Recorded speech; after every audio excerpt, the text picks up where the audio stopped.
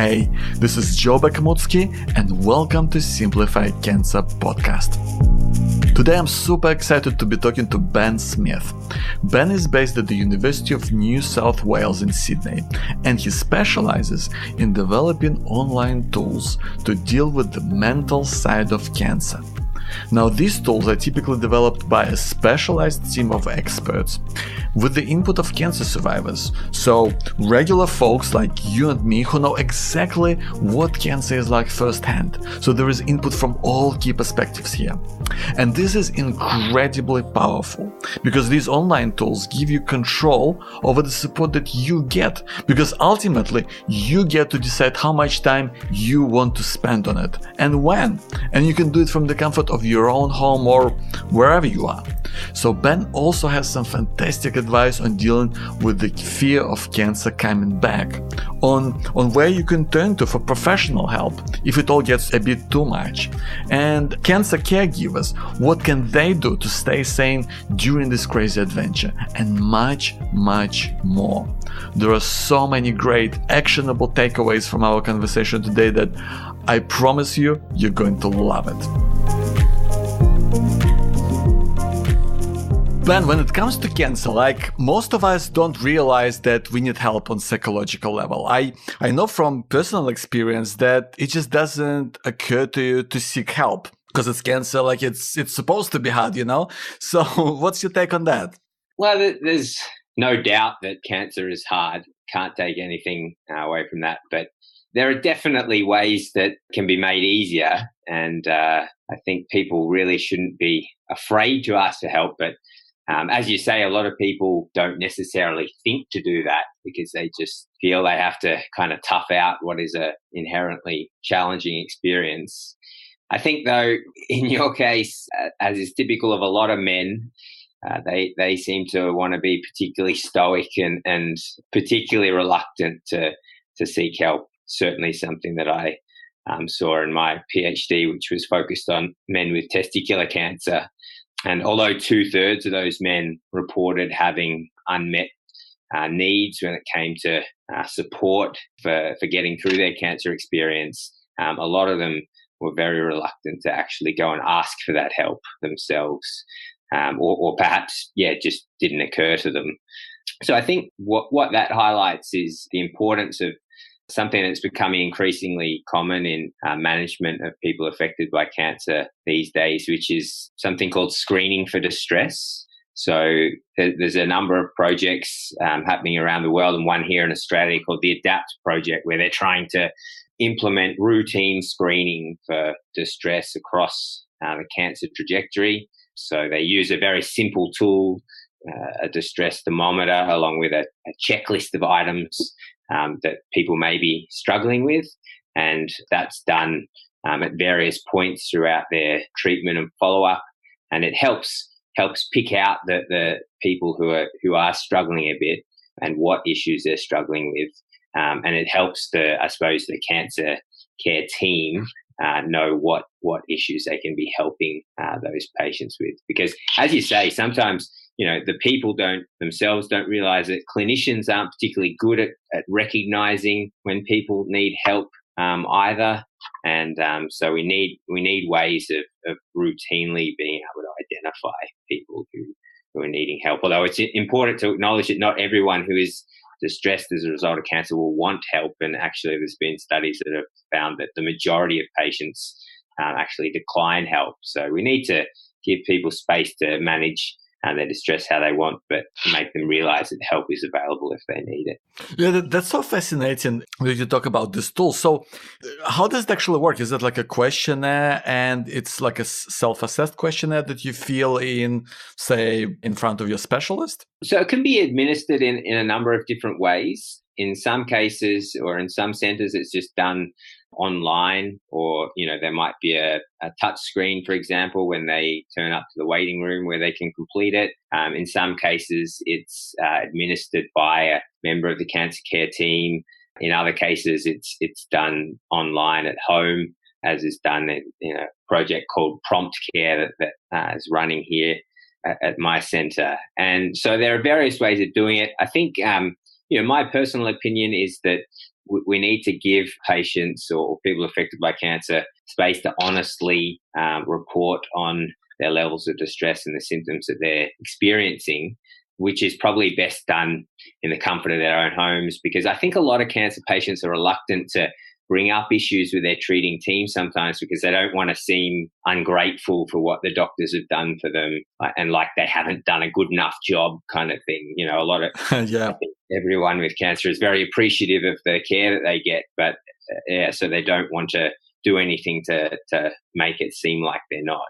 But I think the really important thing is however those questions are asked, that follow-up is, there needs to be an action based on those questions on behalf of the care team. So those results need to go to the care team and appropriate actions and referrals need to happen after that. Yeah, Ben, that sounds like a great tool. So let's say I've used a tool like that to understand that, I am struggling with cancer and it's all a bit too much. So where do I turn? Do I look for a psychologist, a psychiatrist, a counselor maybe? How do I know they're going to understand where I'm coming from as a cancer patient or a cancer survivor? So I think it all depends on how much you're struggling and your preferences regarding what type of help you'd like and your access to that help. So there are lots of different sources of support that I suppose range in intensity. A great, I suppose, first base or first port of call is the Cancer Information and Support Line, which is the 13 11 20 helpline run by the cancer councils in each state, and then you can, by calling that line, which is accessible to anybody affected by cancer, whether it be someone who's a patient or survivor, or perhaps even someone who's caring for one of those people, you can speak to specially trained people who are often registered nurses or counsellors to get some specific advice regarding the issues that you're facing as someone affected by cancer. And that's obviously accessible to anybody who's got a phone, so that's great. I suppose another person you can turn to is your GP. I think as a young guy, I didn't really have a regular GP that I went and saw until a couple of years ago. But I think it's a really good thing to have, because the good thing about someone like that is a GP who you see regularly knows you, but they also know the healthcare system, so they can help link you in with any support that you need. For example, if you go and see a GP now, you can get what's called a mental health care plan. And that basically means you can have several sessions with a psychologist that are subsidized by Medicare, which is great. But I suppose if you're looking for cancer-specific advice, you can go and you can speak to your treating oncologist at your cancer center and ask for a referral to a psychologist, or it might be a psychiatrist, or even a social worker or someone like that if you're after more practical help at your treating center. But the downside to that is, I suppose, is that a lot of people who've had cancer don't like to go back to if they're through their treatment, but it was really tough. They don't necessarily want to go back to where that all happened, and which brings up a lot of negative memories. So you can look for cancer professionals in the community.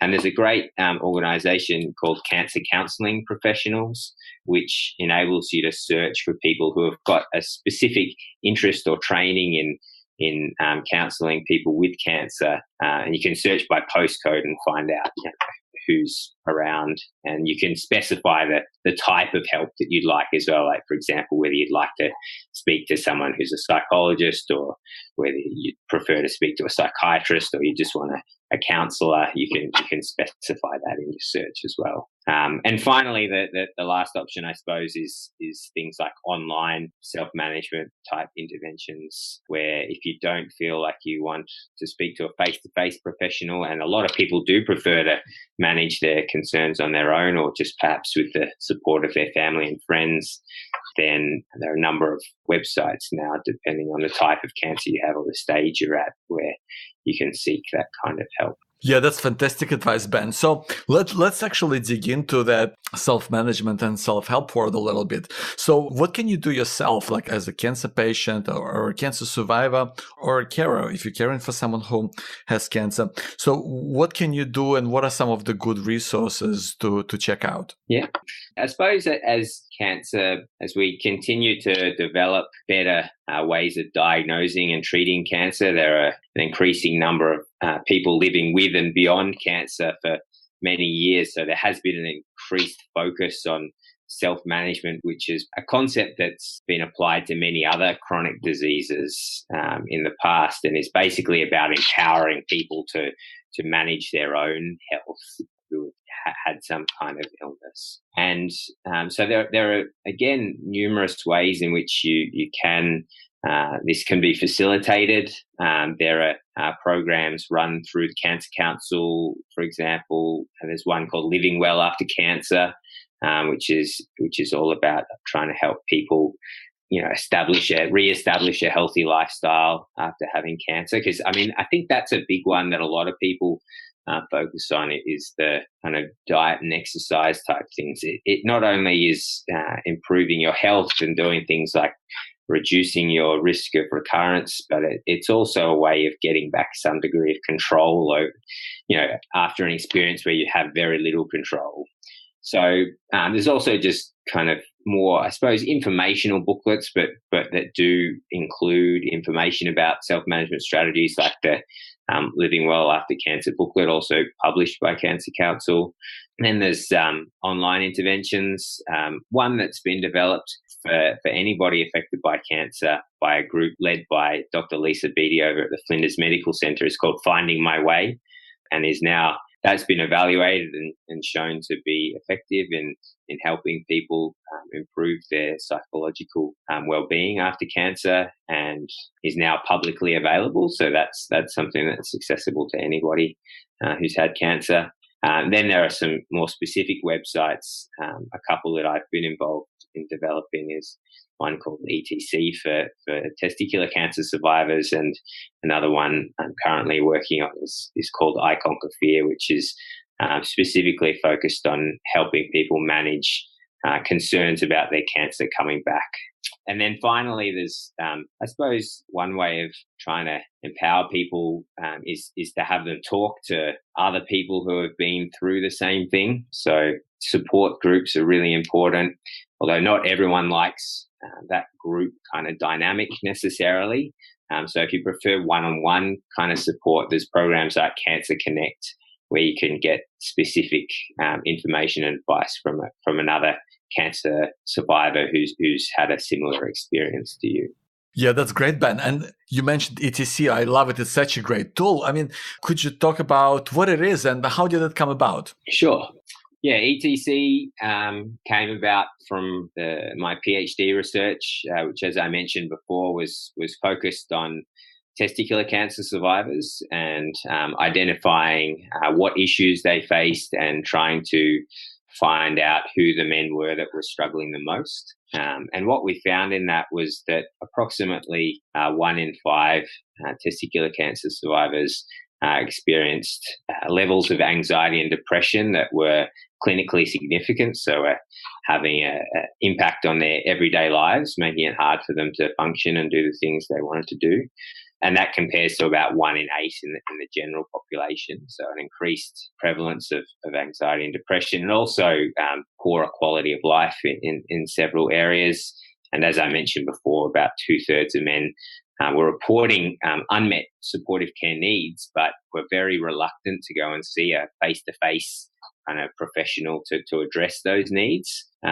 So because testicular cancer tends to affect young men, and who are typically very busy with work and starting a family, and or just all the things that happen in your life as a person in their 20s or 30s.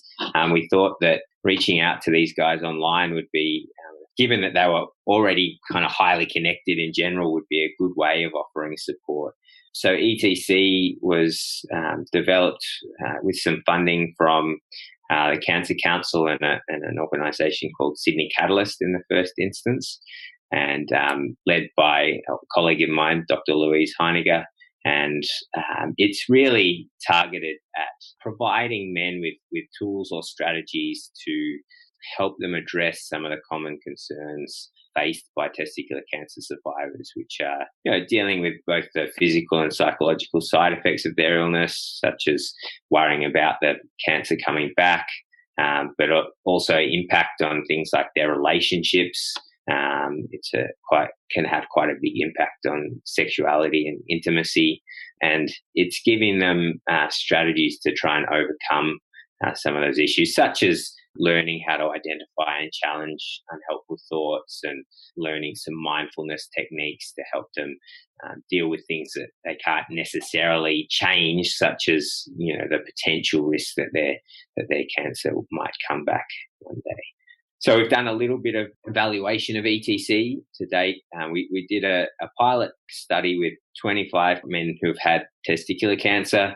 And what we found from that study was that they thought ETC was a really great resource, but there was somewhat limited engagement with ETC. So men seem to either, complete the whole program or not do very much of it at all.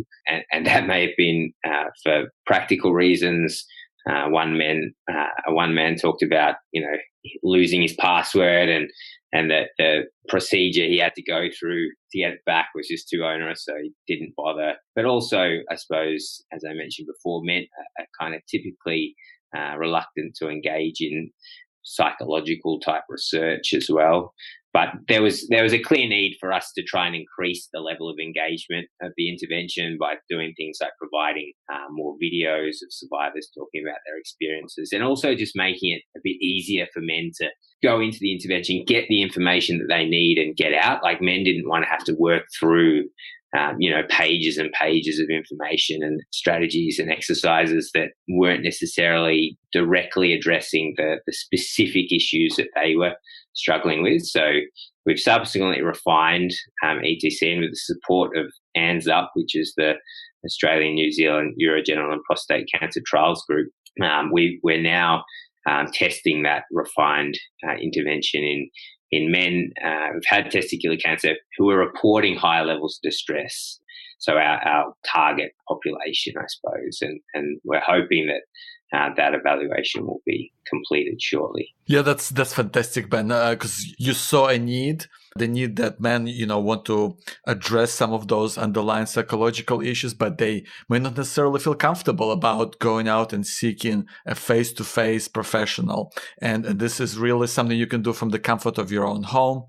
And I think that's fantastic. So, Ben, you also touched on the fear of cancer coming back, and you've done some work around that. So could you talk about why it happens? What are some of the strategies to deal with it? And what is the tool that you're working on right now? So fear of cancer recurrence, or people worrying about their cancer coming back, is a really common concern amongst people who've had cancer, probably the most pressing issue for many cancer survivors. And I think that's the first thing to acknowledge, that it is a completely normal reaction to having had cancer, and something, and it's a rational concern. I mean, the reality is that, anyone who's had cancer, there is a small risk that it could either come back or they could get a new cancer. And that fact that it is a rational concern has kind of informed how we aim to try and address it. And by we, I've worked with a team of people, largely from the Psycho-Oncology Cooperative Research Group, which is based at Sydney Uni, to try and address this problem. And the approach that we've taken is that it's not reasonable to expect that you can completely eliminate people's concerns about their cancer coming back, that it is something that is likely to happen to everybody. But what we think drives fear of cancer recurrence, which has an impact on, or a severe impact on people's lives, is actually their beliefs about the value of worry, which are called metacognitions. So, for example, if you have either positive beliefs about the value of worry, so you think that it's important that you worry so that you can catch it'll help you catch any potential recurrence earlier, or if you have negative beliefs about the value of worry. So, for example, if you think that worrying itself might actually cause your cancer to come back, that can create this way of thinking that is very much focused on, very internally focused. So, which is why we think that any kind of aches and pains and things like that can often trigger these thoughts about cancer coming back. And it's also very focused on threat as well. And this causes a cycle whereby, any trigger can set off the cancer recurrence, and then people think, the thoughts about the cancer coming back, and then people say, well, it's important that I worry or try and push that worry away, but that actually just increases the worry further. So the way that we've tried to address fear of cancer recurrence is by doing things that kind of acknowledge that this is a normal issue, but try and change the way they think about worry, so that they're giving these worries less attention. So not trying to get rid of them, but just treat them as kind of noise. So one strategy that we're using is detached mindfulness, for example. And one of the kind of analogies that is used, for instance, is thinking about, your thoughts about cancer like trains at a busy station. All these thoughts and concerns, these are trains that are just going past and, to destinations that you don't want to go.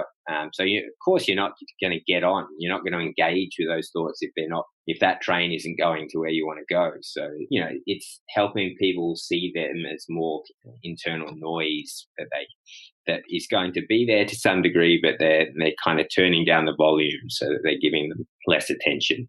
So that's the kind of approach we're taking. There's also, and that's part of an intervention called Conquer Fear, which is shown to be very effective in reducing the levels of fear of cancer recurrence experienced by people with cancer. And it also includes, I suppose, simple strategies from that intervention that people could incorporate into everyday life, are also things like worry postponement, which is a strategy whereby you set aside a bit of time each day, for example, ideally not too close before you go to bed, where you're going to worry about stuff, whether it be your cancer coming back or whatever it is. And so it just means that by putting aside a specific time to do it each day, you're less likely for that worry to, be happening every, hour while you're trying to get your work done or whatever. You kind of know that, okay, I've got time to do that or think about that later.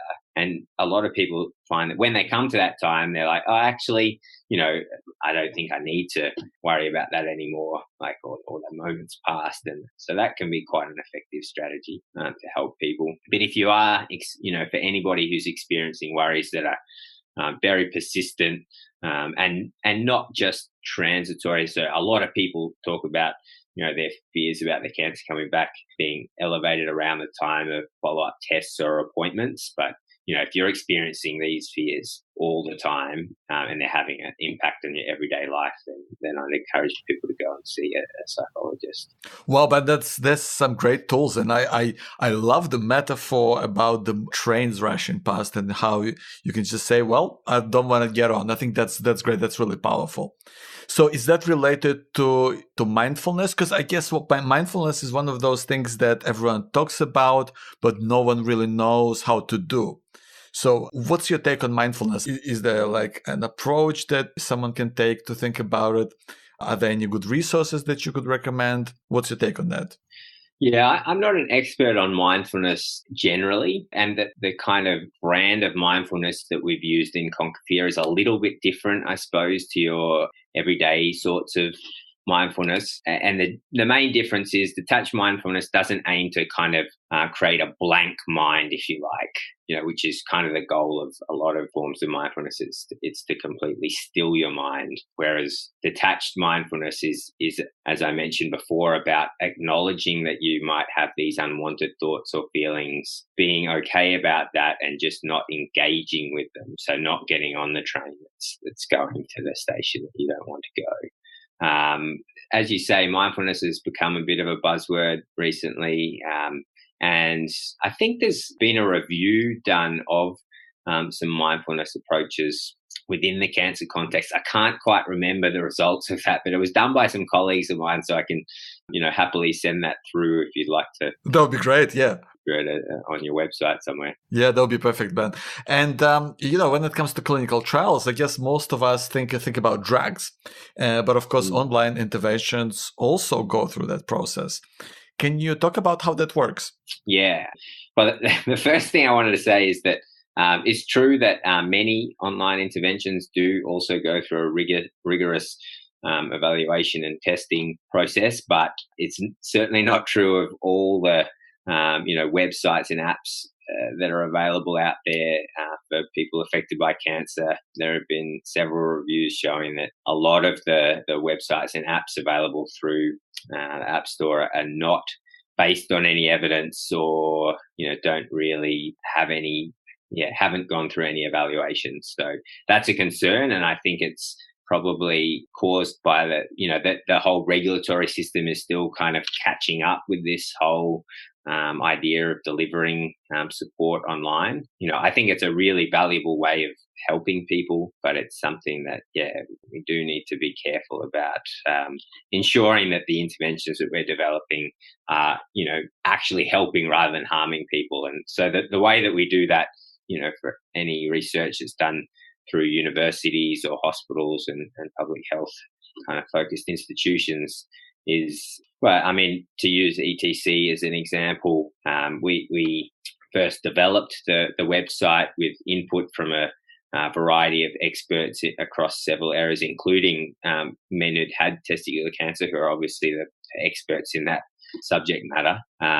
And then once the intervention had been developed, when we wanted to test it, we had to submit a ethics application, which was reviewed to ensure that the way in which we were both delivering and evaluating the intervention was ethically sound and wasn't likely to cause harm or the benefits of that were outweighed any risks of harm to participants.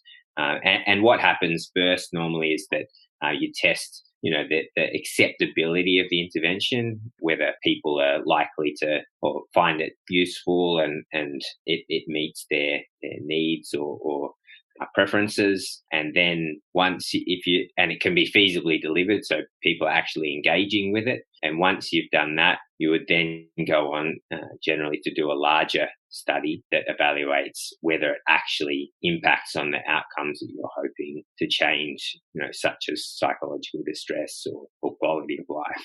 So it is a very rigorous process you have to go through. And I suppose, my advice to anybody who is looking for a good example of one of those tools is to just make sure you have a look at the About section of the website or app to see who's developed it and how it's been done, because if it's done by a reputable organization, it should be outlined there. Yeah, that's fantastic, Ben, because there's a lot of work that goes into it. Like, there are many aspects to building online interventions. You have to first understand the needs. You have to, as you said, involve the experts, come up with solution approaches and find the right language to present it. I guess design the user experience and build it as well. So how did you go about managing it all? Well, I think I touched on probably the two most important things. Were firstly to involve consumers, although that's not a term I necessarily like, but what I mean by that is, the people that you're developing this intervention for. They should be involved in the process of developing it, because they're the ones who know, what their needs are and how they're best met.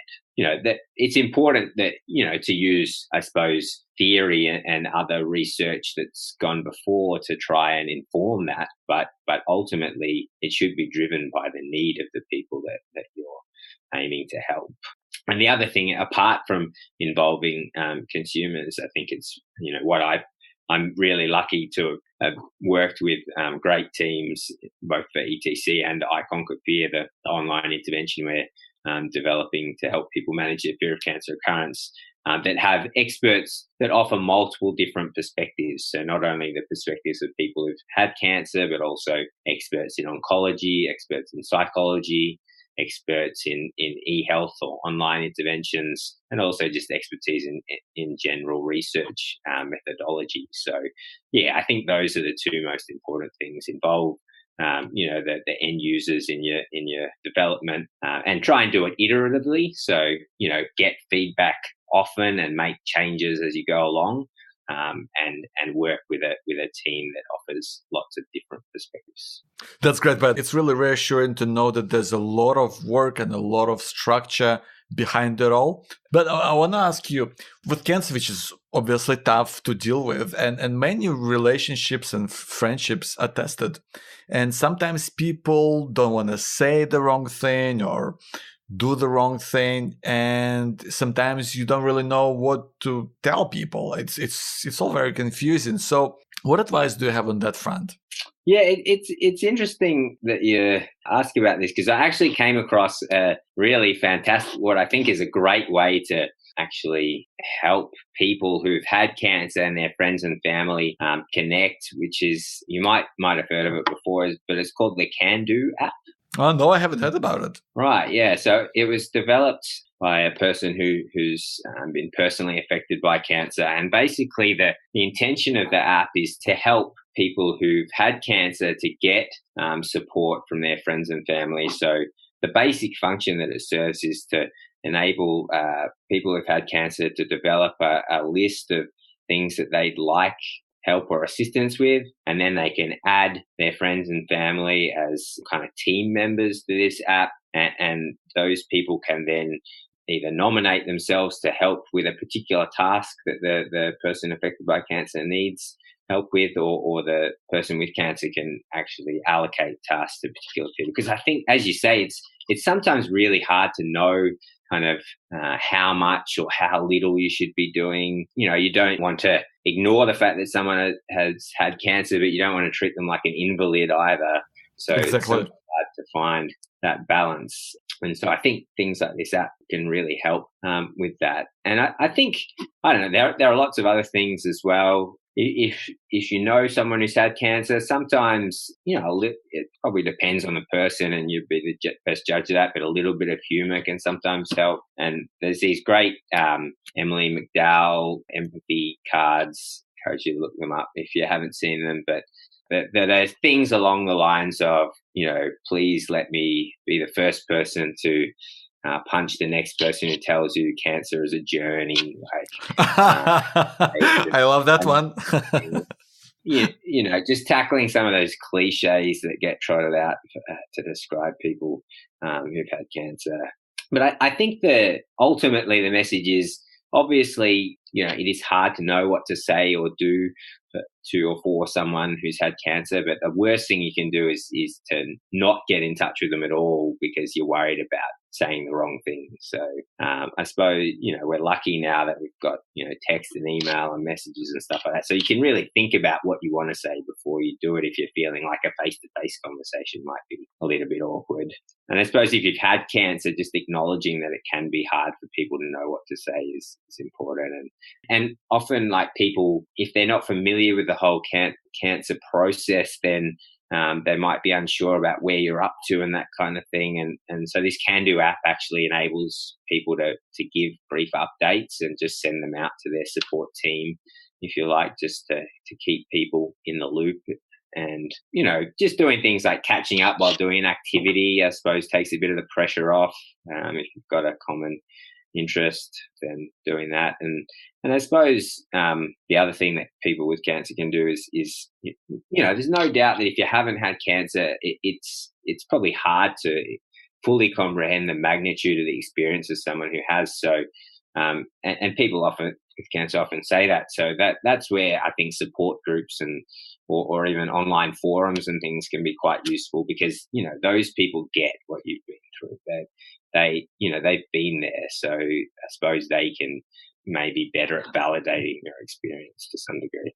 Yeah, that's fantastic, Ben. And I really love the Can Do app that you've described, because I've actually been thinking about the same lines, to allow people to volunteer for certain things and put up their hand and say, yeah, I want to put up for that, but in a way that is non-threatening on one hand, but is also something that happens on your terms. Yeah. So it's not something that's forced on you and someone does something because they think it's right, but it's not what you want, Yeah. Yeah. So I think, that's what's great about that. Most people want to help, but that helps them know the best way that they can help, like from the person with cancer themselves. So. Yeah, exactly. And the other thing, Ben, is caregivers, is people who, maybe they're partners or parents or friends of someone who's got cancer. So they really, it might be really stressful on them too, because all the focus is on the person with cancer. They're often the people who get left out emotionally and mentally.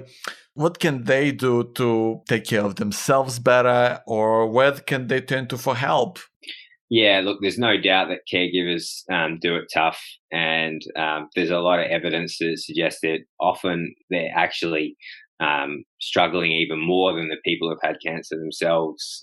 Certainly in the case of fear of cancer recurrence, it's often the case that the carers are more worried about the cancer coming back than the person who's had cancer. And the additional problem for carers is that I think they often feel like they've got to be strong for the person they're caring for, and therefore they don't express those concerns, and they get really bottled up, and they've got no one to kind of go to and talk to.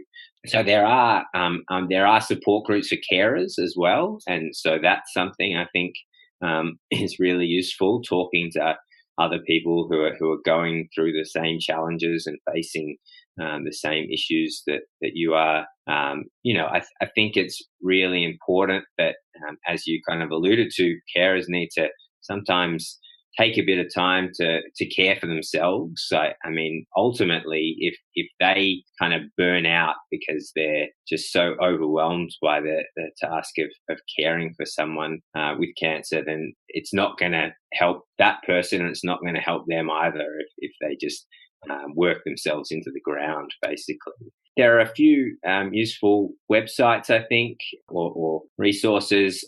Again, the Cancer Council is that information and support line, 13 11 20. It's not just set up for patients or survivors, it's also accessible to carers. And there's bits of the Cancer Council website as well that's specifically for carers.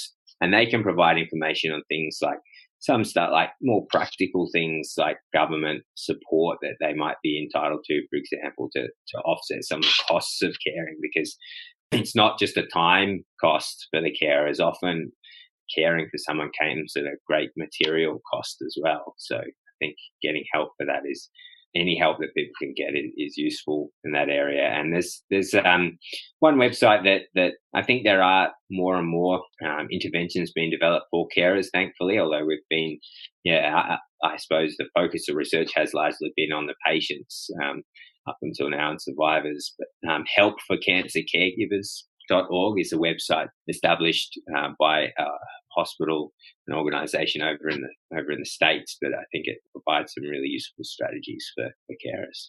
Yeah, that's fantastic, Ben. Thank you so much for sharing some really fantastic advice, and I'm going to definitely follow up and put all the links to the resources that you've mentioned just now. So thanks very much. It's been a great help. Yeah, thanks, Joe. It's been really great talking to you.